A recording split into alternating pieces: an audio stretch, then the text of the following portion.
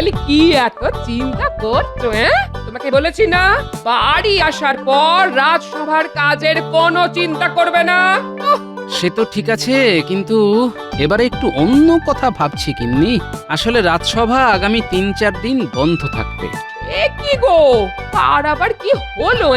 কাঁকড়ে কামড় দিয়ে মহারাজের দুটো দাঁত একদম ভেঙে গেছে, যার ফলে উনি কথাই ভালোভাবে বলতে পারছেন না। মহারাজও কাকুরচি বলেন? যাই হোক, কি আর করা যাবে বলো। এই শোনো না, আমার মাথায় না একটা বুদ্ধি এসেছে। হ্যাঁ? তোমার মাথায় তাহলে বুদ্ধি এলো শেষমেশ? আমি যা বলছি সেটা শোনো। বেশ বেশ, বলো শুনি। আর খচর খচর করে পাঞ্জে বাবা। কি রান্না করাটা বুঝি কোনো কাজ নয়? বুঝবে খেলা, বুঝবে যখন একদিন রান্না করা বন্ধ করে দেব, নিজেকেই তখন তোমার হাঁড়ি ঠেলতে হবে। তুমি কি ভাবছো? তোমার এই কথায় আমি দমে যাব? কখনো না। তুমি যখন তোমার বাপের বাড়ি গিয়ে মনের আনন্দে বসে থাকো, তখন তো আমাকেই চালে ডালে খিচুড়ি বানিয়ে খেয়ে রাজসভায় যেতে হয় নাকি? কি গো, আমি বাপের বাড়ি থাকলে তুমি খিচুড়ি বানিয়ে খাও নাকি? ভারী মজা তো। নিজে এমন ভাব করে থাকো জানো আমি বাপের বাড়ি গেলে তোমার খাওয়াই জোটে না। এই রে, মুখ ফসকে কি বলতে কি বলে ফেললাম। তুমি আমাকে একদিন খিচুড়ি রান্না করে খাওয়াবে। আচ্ছা আচ্ছা আচ্ছা গিন্নি, সে না হয় হবে। এখন তুমি শিগগির খেতে দাও, দেখি জোর খিদে লেগেছে। আচ্ছা তুমি বসো, আমি তোমার জন্য ভাত আনছি।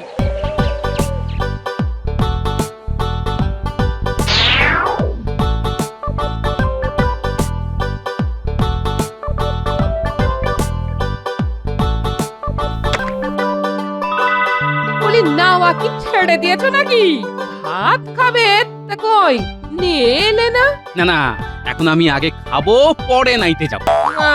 গো, যত দিন যাচ্ছে তত তোমার আলসেমিতে ধরছে। জন্মে শুনিনি বাপু কেউ খেয়ে দিয়ে চান করতে যায়। তোমার সবকিছুই কিরকম উল্টো রকম হয়ে যাচ্ছে। সব সোজা আছে গিন্নি, তুমি এখন চুপ করলে আমি একটু শান্তিতে খেতে পারি। সে আমি জানি গো, জানি। আমার কোনো কথা তোমার ভালো লাগে না। ও কি হলো গো, এই তোমার চোয়াল আটকে গেল নাকি? সর্বনাশ, এক্ষুনি গুলটেন আপনাকে ডেকে তোমার চোয়ালে ঘুষি মারতে হবে দেখছি। এই কি হলো বলো দেখি। কি গো, কিছু বলো। পেটে যখন খিদের জ্বালা, আমার গিন্নি তখন আমাকে পাথর খেতে দেয়। ওরে বাবারে, দাঁতগুলো গেল মনে হয়। বলি তুমি কি আজকাল পাথর দিয়ে রান্না করছো নাকি? মরণ, দাঁড়াও দেখাচ্ছি। কি আবার দেখাবে? কি আবার দেখাবে? সেরেছে কি? আরো পাথর নিয়ে এসে মাথায় ভাঙবে নাকি? শিলনোড়া আনতে গেল না তো? এই দেখেছো, চাল ভর্তি কাঁকড়। এখন তুমি বাজার থেকে পাথর মেশানো চাল নিয়ে এলে আমি কি করবো? কি অবস্থা? বাজারে এখন পাথর মেশানো চাল দিচ্ছে? চাল যখন তোমায় দোকানি দেয় তখন একটু ভালো করে লক্ষ্য করো না নাকি? নাকি খালি এই দোকানি যা খুশি দিক তুমি তোমার মহান ওই রাজকর্ম নিয়ে এই চিন্তা ভাবনা করতে থাকো? না, দোকানি তো বিশ্বস্ত, তবে বেটাকে ধরতে হবে। কি জানি বাপু, আজকে পাথর দিচ্ছে, কালকে চালের বদলে আস্ত ইট দিয়ে দেবে। তুমি চুপ করো তো। ইট নিয়ে এলে আমার মাথায় ভেঙো, হয়েছে?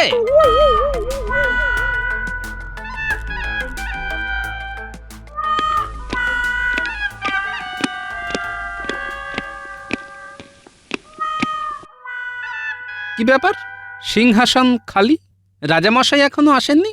কি ব্যাপার, সবাই চুপ কেন? আচ্ছা, গুরুতর কিছু হয়েছে নাকি? না না, আমরা ভেবেছিলাম তুমি হয়তো জানো, এখন দেখছি তুমিও কিছু জানো না। আরে গোপাল কি করে জানবে? আমি রাজামশাইয়ের সব থেকে কাছে এবং নিজের লোক। আমি জানি না মহারাজের কি হয়েছে? মন্ত্রী মশাই, আপনি এত কাছের লোক হয়েও খবরটুকু পর্যন্ত নেননি যে মহারাজের কি হয়েছে? আমার তো মনে পড়ে না মহারাজ কবে এত দেরি করে রাজসভায় এসেছেন। তুমি কতটুকু জানো হে? ওই তো মহারাজ,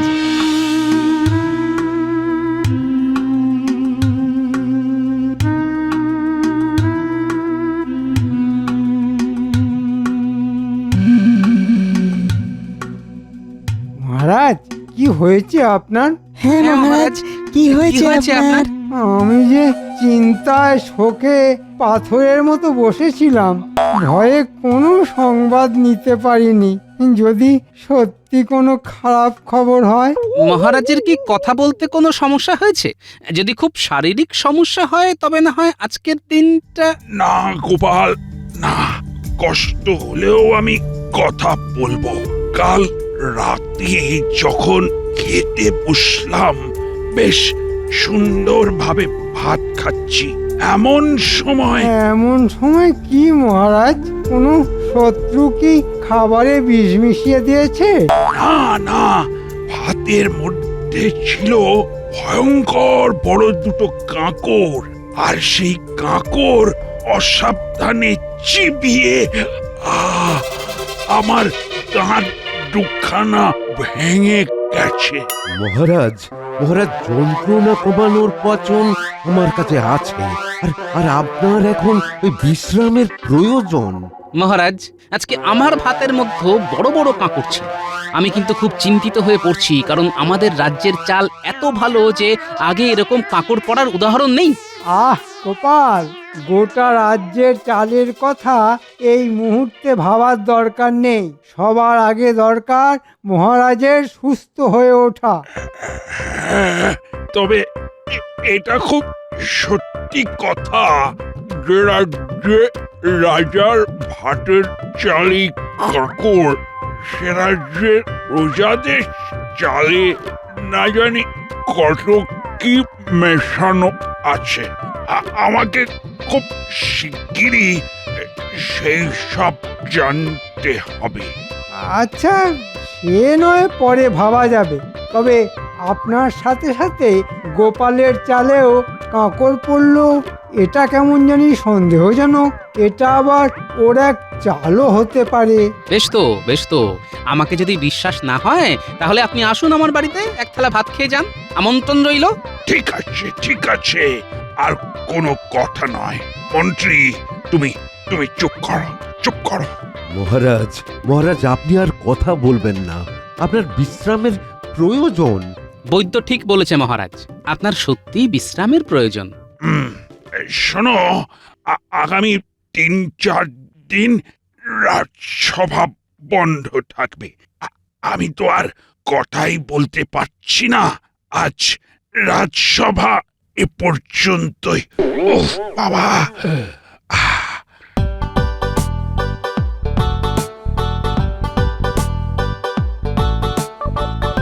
এই বলি কি এত চিন্তা করছো? তোমাকে বলেছি না, বাড়ি আসার পর রাজসভার কাজের কোনো চিন্তা করবে না। সে তো ঠিক আছে, কিন্তু এবারে একটু অন্য কথা ভাবছি গিন্নি। আসলে রাজসভা আগামী ৩-৪ দিন বন্ধ থাকবে। এ কি গো, আর আবার কি হলো? কাঁকড়ে কামড় দিয়ে মহারাজের দুটো দাঁত একদম ভেঙে গেছে, যার ফলে উনি কথাই ভালোভাবে বলতে পারছেন না। হ্যাঁ, মহারাজও কাঁকুরচি বলেন? যাই হোক, কি আর করা যাবে বলো। এই শোনো না, আমার মাথায় না একটা বুদ্ধি এসেছে। হ্যাঁ, তোমার মাথায় তাহলে বুদ্ধি এলো শেষমেশ? আমি যা বলছি সেটা শোনো। বেশ বেশ, বলো শুনি। আগামী ৩-৪ দিন তোমার কোনো কাজ নেই। না মানে, কাজের কি অভাব আছে? না, তোমার কোনো কাজ নেই, তুমি আমাকে ঘরে জ্বালাবে। সেই জন্য আমি ঠিক করলাম আমরা যাব। কোথায়? তীর্থ করতে? না না না না, আমার বাপের বাড়িতে। সেটাই আমার তীর্থস্থান, বুঝলে? হ্যাঁ, না বুঝে আর উপায় কি?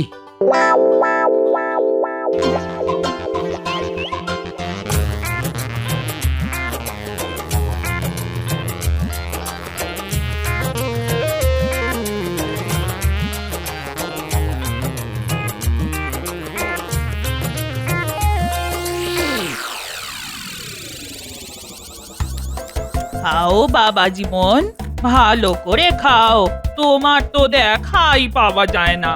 জামাইবাবু তো রাজকার্যে সব সময় ব্যস্ত থাকে। সে কি আর আমি জানি না।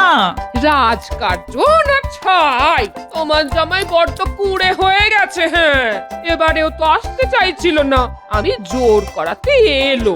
আহ ওই চুপ কর না, জামাই বাবা জীবনকে একটু শান্তি মতো খেতে দে। কি রে দিদি, হ্যাঁ তুই জামাই বাবুকে শান্তিতে খেতে দিস না? হ্যাঁ তা দেখ, তুমি তো তোমার দিদিকে চেনোই। তবে শ্বশুর বাড়িতে এসে ভালো করে খাবার মতো শান্তি আর কোথাও নেই। তোমাদের এত আপ্যায়ন, এত যত্ন আত্মি, এ কোথায় পাবো বলো? যত্ন তো করতেই হবে বাবা, জামাই বলে কথা। বাজার থেকে বেছে বেছে সেরা ইলিশ মাছগুলি নিয়েছি। তুমি আরো দুটো মাছ নাও বাবা জীবন। ওরে বাবা, আর না আর না, পাঁচখানি বড় বড় মাছের টুকরো খেয়েছি, আর হজম করতে পারবো না। জামাই বাবু, মাছগুলোর স্বাদ কেমন ছিল? খুবই খুবই ভালো, খুবই ভালো, কোনো তুলনা নেই। আমি খুব তৃপ্তি করে খেলাম বুঝলে। তবে সব থেকে ভালো কিন্তু ভাতের স্বাদ, কোনো তুলনা নেই। বহুকাল এত সুন্দর চালের ভাত আমি খাইনি বুঝলে। তাই না? আচ্ছা ভাই, এই চাল তুই কোথা থেকে এনেছিস? হ্যাঁ, বাজার থেকেই এনেছি। আজ 2-3 সপ্তাহ ধরে বাজারে এই চাল এসেছে। যদিও খুব দামি চাল।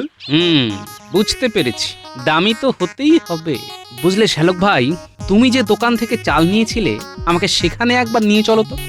জামাই বাবু, ওই দোকানটা বাজারের আরেক প্রান্তে। হ্যাঁ চলো না যাই। এত ভালো চাল, ভাবছি বাড়ি ফেরার সময় এক বস্তা চাল নিয়ে যাব। বাহ, এ তো খুব ভালো কথা। চলুন চলুন জামাই বাবু, আপনাকে ওই চালের দোকানটা নিয়ে যাই।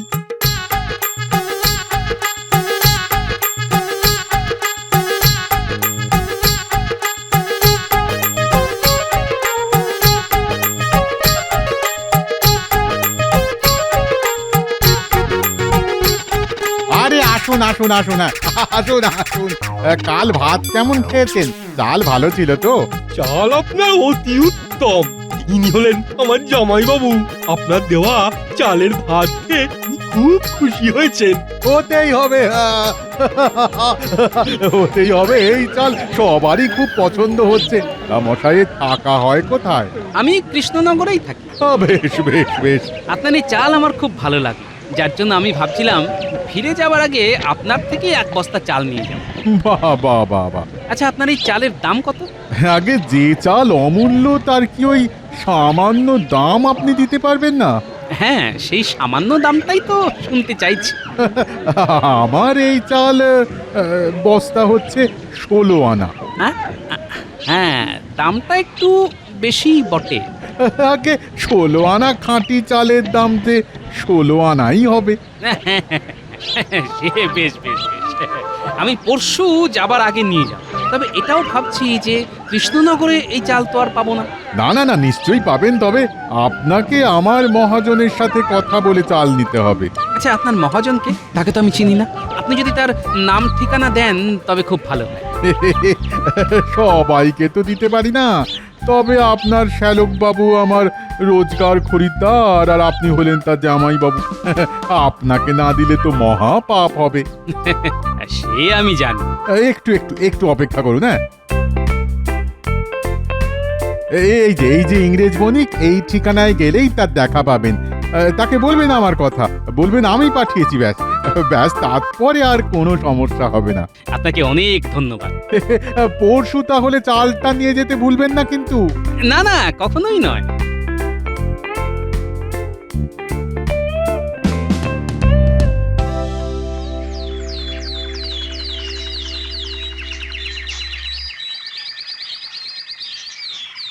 Who are you? এই রে, ইংরেজি তো বুঝি না সাহেব। ওকে ওকে, আমি বাংলা বুঝি। কে আপনি? কি চাই আপনার? নমস্কার। হ্যাঁ নমস্কার। আমি রতন রায়। আমি আসলে চালের নতুন ব্যবসা শুরু করবার পরিকল্পনা করেছি বলেই আপনার এখানে আসা। ও আচ্ছা, বেশ বেশ। কিন্তু ইউ মিন তুমি এই চালের ব্যবসার কি জানো? এই কতটুকু বোঝো বলো তো? নাকি হঠাৎ ইচ্ছে হইল? হ্যাঁ, না না, আসলে আমার অনেক দিন ধরেই ইচ্ছে কৃষ্ণনগরেই চালের দোকান দেওয়া। তবে আর কি, ওই মূলধন একটু কম পড়ে গেছিল, সেটা জোগাড় করতেই যা একটু দেরি হলো, না হলে আরো আগেই শুরু করতাম। আহা, মূলধন জোগাড়ি শেষ কথা নয়, এর সঙ্গে আরো কিছু কথা আছে। তবে সেটা 1 নম্বরই আর 2 নম্বরই। এটা না বুঝলে যে তুমি ব্যবসা করিতে পারবে না। ও এরকম হয় বুঝি? কিরকম ব্যাপারটা? এই দেখো, এটা হলো 2 নম্বরই কাঁকড় ভর্তি চাল। এই চালও তো আমাকে চালাতে হইবে। ঠিক ঠিক। এখান থেকে পাশের সব রাজ্যে আমার চাল যায়। পরশুদিন আমার এখান থেকে এই 2 নম্বরই চাল কৃষ্ণনগরে যাইবে। সেখান থেকে 1 নম্বরই চাল আসিবে, যেগুলো আমি অনেক বেশি দামে পাশের রাজ্যে বিক্রি করিতে পারবো। ও বাবা, তাই বলছি, তুমি দোকান না খুলে আমার এখানে টাকা ঢালো, লালে লাল হয়ে যাবে। দোকান করে অত কামাই করিতে পারবে না। বেশ বেশ। আমাদের মনে হয় খুব শিগগির আবার দেখা হবে।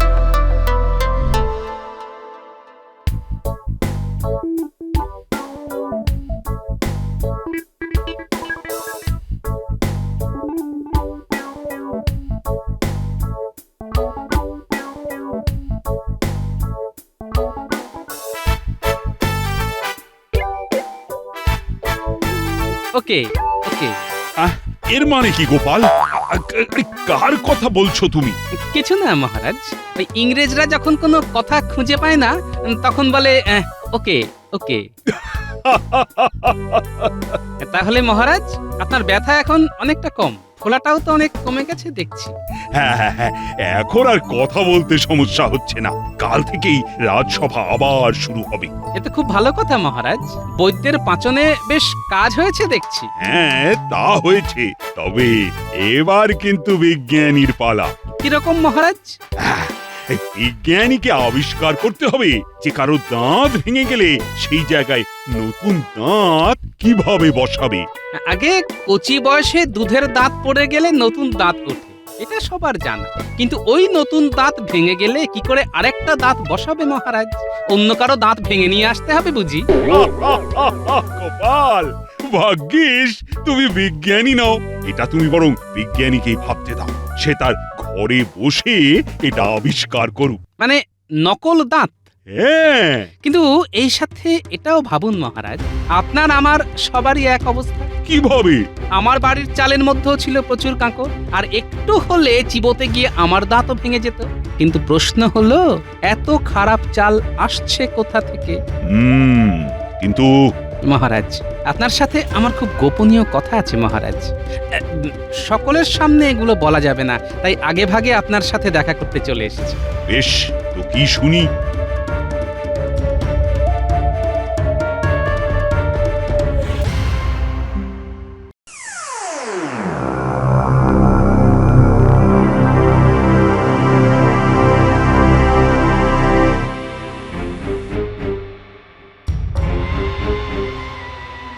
মহারাজ, বলো বলো গোপাল।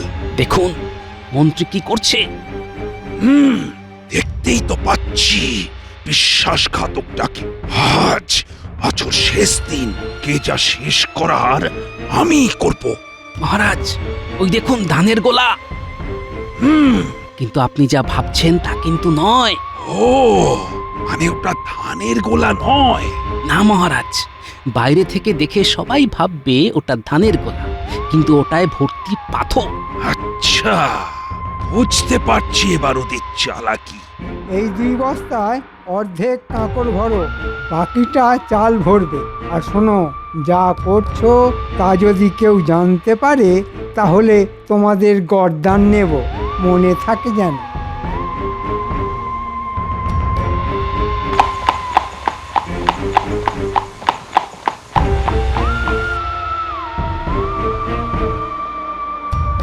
আরো 3 গাড়ি ভর্তি পাথর আসিয়াছে। ওগুলো তাড়াতাড়ি গুদামে ঢোকাবার ব্যবস্থা করো। কৃষ্ণনগরের 1 নম্বর চাল এই গাড়িতে পাঠিয়ে দিতে হবে। কি হলো সাহেব? মহারাজ, মহারাজ আমাকে মাফ করিয়া দিন, মহারাজ আমাকে মাফ করিয়া দিন। শোনো, তুমি বিদেশি, তাই যেখান থেকে এসেছো সেখানে চলে যাও। তোমাকে এখানে ব্যবসা করার অনুমতি আমি দিচ্ছি না। আর আমার রাজ্য ছাড়া আমার পাশের কোনো রাজ্যে তোমাকে যেন দেখতে না পাই, তাহলে কিন্তু তোমাকে আমি বন্দি করব। ওকে ওকে। গোপাল দেখো, ইংরেজের মুখে আর কথা নেই, তাই বলছে ওকে ওকে। ভাগো ভাগো এখান থেকে। কি বলেছিলাম না, আবার দেখা হবে। মহারাজ আপনি এখানে এত রাতে মানে আপনার কি ভালো ভাতের চাল লাগবে? ও ভাগা, হ্যাঁ, আমার রাজ্যের মন্ত্রী হয়ে এখানে এসে ইংরেজের সাথে শার্ট করে 2 নম্বরই পাথর মেশানো চাল রাজ্যের চারিদিকে ছড়িয়ে দেবার শাস্তি জানো? মহারাজ এ কি বলছেন? আমি তো তদন্ত করতে এসেছিলাম।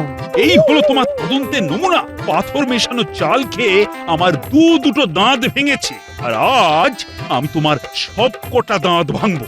ওরে বাবা রে, ওরে বাবা রে, হায় হায়, আমার দাঁত, আমার দাঁত। হ্যাঁ মহারাজ, মন্ত্রীর একটি দাঁতও আস্ত রাখবেন না। আমি আগেই বলেছিলাম যে মন্ত্রী ছাড়া এত বড় কুকর্ম আর কেউ করতে পারবে না। আ আ ও ও ওরে বাবা রে, হায় হায় হায় হায়, আমার দাঁত, আমার দাঁত কোথায়? যোগ্য শাস্তি মহারাজ। সত্যি গোপাল, তুমি ছাড়া এই সমস্যার সমাধান হতো না। ভাবিয়েছিলাম ফার্স্টে বিজনেস করিব, ইনকাম করব, তারপর স্লোলি স্লোলি কৃষ্ণনগর দখল করিব, কিন্তু কিন্তু আমার সব প্ল্যান ওয়াটার হয়ে গেল। ও গড!